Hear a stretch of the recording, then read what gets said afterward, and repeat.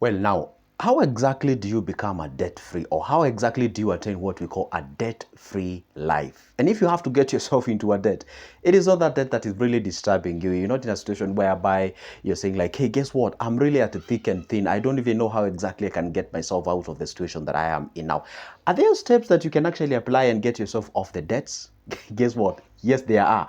And today I'm going to share with you 5 of them, by the way, and I'm going to share a lot of them. I'm going to share 5 of them that are quite effective and have been applied for quite a long time and usually works at the end of the day. All what you need to do is to stick to this video and watch it to the end if you have that problem. And by the way, if you still do not have a debt, don't feel like this video is not relevant for you. You know what? You never know. You can share it with somebody else, or maybe you can use some of the steps to make sure that you do not get into it. I mean, seriously, the unhealthy one. All right? Don't forget this. My name is Good Joseph. If you're watching me for the first time, and usually upload a video each and every day. So if you don't want to miss any of my good videos, take your time. Down below there is a small button written subscribe. Hit that magical button and like this video and comment down below. Let's get in the business now. Point number 1. Before we even talk about the 5 steps on how you can get yourself out of debts, there's some of the things that we need to ask ourselves so that, see, guess what? If you cannot be able to identify the reason as to why you are on debt right now, I repeat, if you cannot be able to justify yourself, you cannot actually give a reason as to why are you on debt right now as we speak.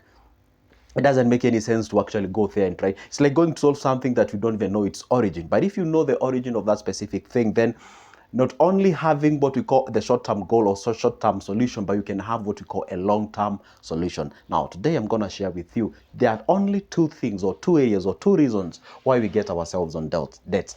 Number 1, we actually take the debts to make sure that we invest, or we take debt to invest. And debt is quite an amazing thing if you can use it appropriately, okay? Now, we take this money to invest. Why? We are trying to, you know what? I always tell people like money and time, they are intertwined. Like you cannot eradicate one with the, I mean, they're intertwined. So the point is this: when we take a debt to invest, what we are doing is that, obviously, maybe let's say we want like 10 million for us to get into the real estate businesses, okay? But now we do not have that 10 million. Yeah, if we went back on savings, we obviously can get the money, but it will take us a lot of time before getting that specific amount of money. So how do we do? How do we cheat the process? So we cheat the process by going get the money debt, which is not ours, obviously. Then you have to pay a price for that.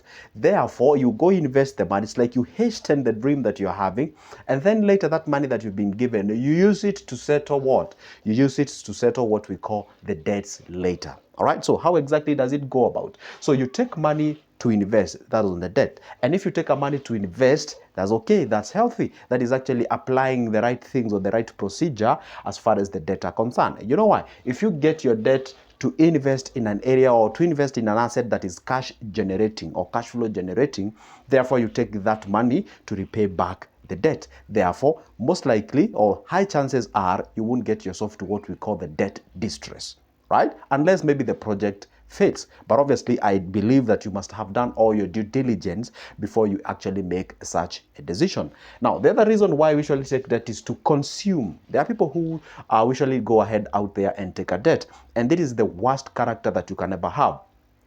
And let me tell you one secret. When I say taking a debt to consume, is when you go out there, you take a debt to go and buy sort of, maybe let's say you want to buy a carpet, you want to pay school fees. Also, school fees is still consumable because you're banking on, hey, you going out there, getting the grades, and also after that, you go what?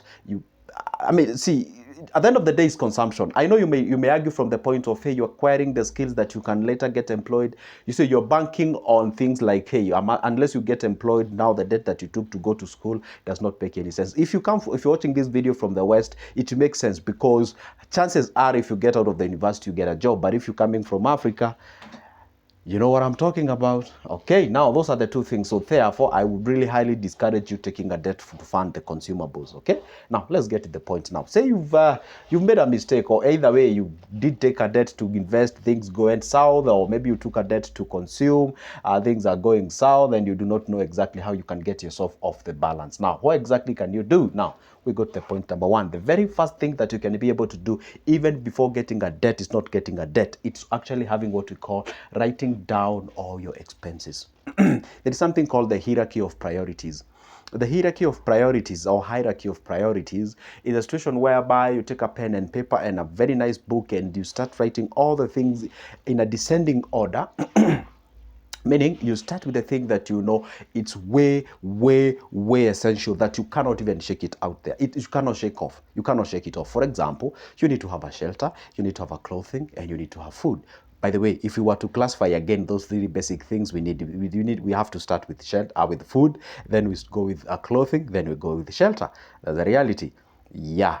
Yeah, exactly. Now, the point is this now. If you go to the hierarchy of priorities, write down all your expenses. First of all, once you get your salary, whether you employed yourself or maybe you employed someone, once you get your salary, the primary thing that you should focus on, not taking alcohol, not going for an outing, not going for a road drive, not going for all those things that you guys go for, not craving for all those nice things and expensive things like iPhones and what have you. They're okay if you can buy them later when you actually have solved some of the nitty-gritties out there.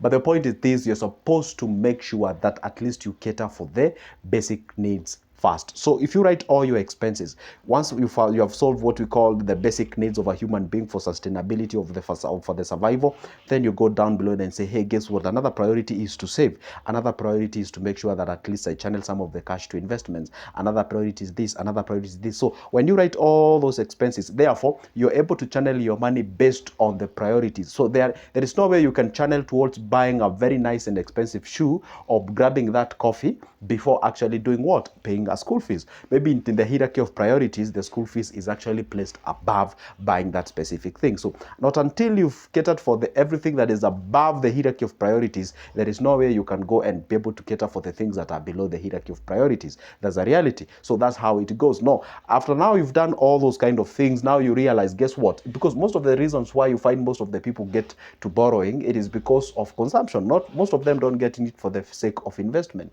They get into it because of the expenses. They have too many expenses or too much of expenses compared to that what they are making at the end of the day or at the end of the week or a month. That's the reality. So you better be careful on that so that at least you do not get yourself in a situation whereby you're really actually borrowing to survive. Number two is that budget accordingly.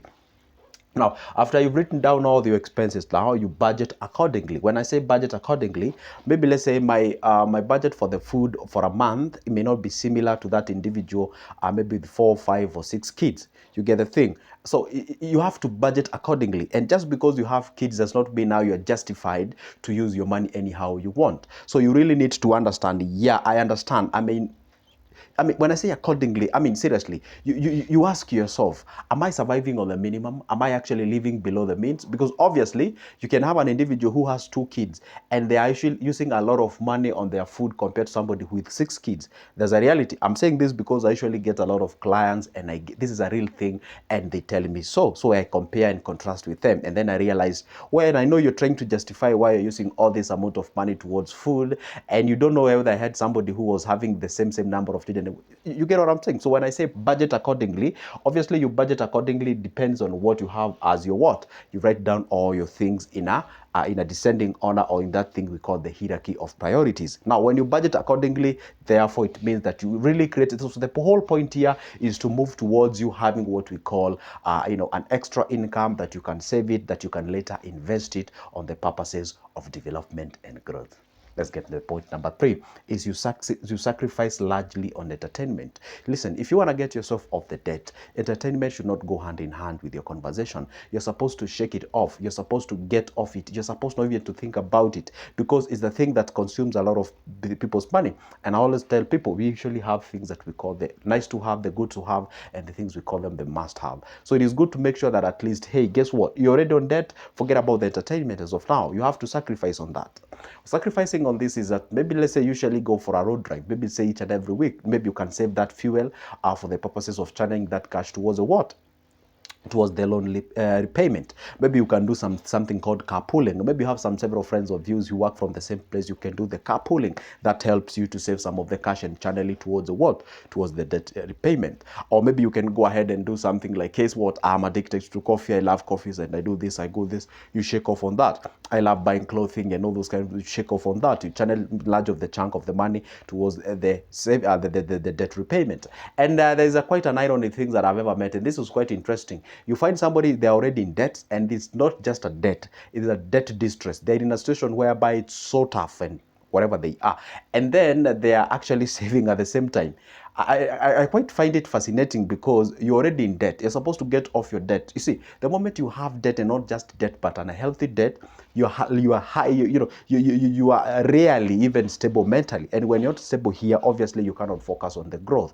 Now here you are, you're having debts, and then you're still thinking on how you can be able to save. If you ask me, I will tell you, focus on how you can get yourself off the debts. Then you can think about the savings.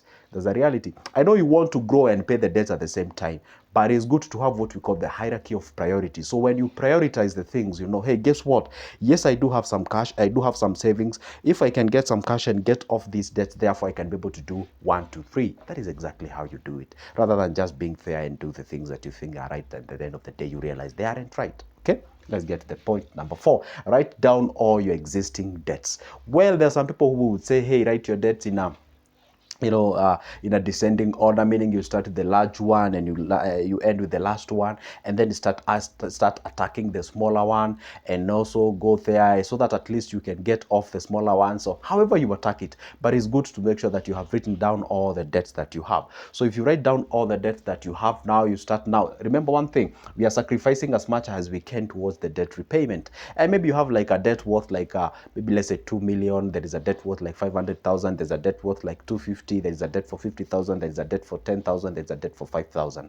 And maybe say a month you can be able to salvage like 50,000. You can crash the 5,000 one, you can crash the 10,000 one, and maybe the 30,000 one or something of sort. Like you've done away with 3 debts. Yeah, I know the big one they are still calling and they're disturbing, but by virtue of you solving like 2 or 3 debts, or 1 debt, maybe let's say at a go, there is that feel of satisfaction. There is that the zeal, the motivation to go ahead and attacking it. But the moment you, maybe let's say you have a debt for 2 million, and then you take the entire 50,000 that you've managed to salvage in a month and you attack that bigger one, obviously you feel like there is nothing is changing. There is nothing changing, that's for sure.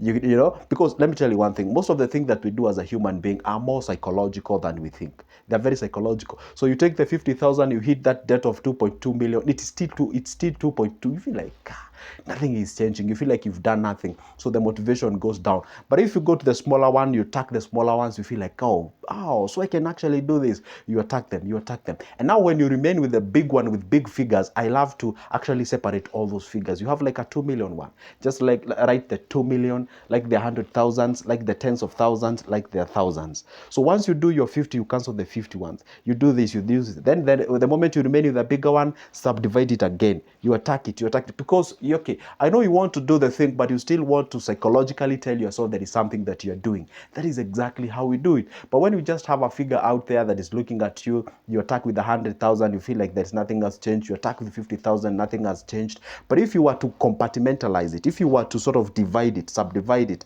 so that at least when you do something, at least at the end of the month, there is somewhere you can cancel. At the end of the week or day, or depends on when you get paid, there's something that you can cancel. That registers to your subconscious like you're doing something and you are achieving something. Go try that strategy. Actually really works.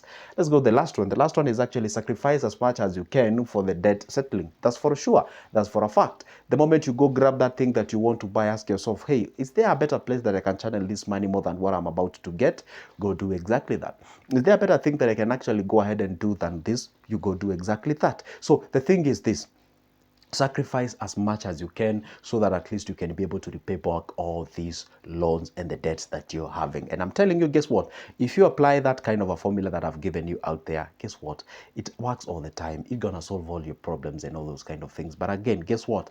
Just think on what is yours. Just go down to whatever yours is. Contextualize this information, pick that what is applicable for you, and actually go ahead and apply it. Just do something. This may not, some of the things here, some of the points here may not work for you, but a large number of them actually can work for them. But guess what? At the end of the day, you have to do something. Do not give yourself some excuses and say, hey, I will do this later. But this is the time, because debt can actually get you into distress, and even progress becomes a little bit hard for the growth. For now, it's a goodbye, and see you in the next one. But never forget to make sure that you can pick that number of 5 from the Success app, from the description of this specific video, and let's talk business. See you there.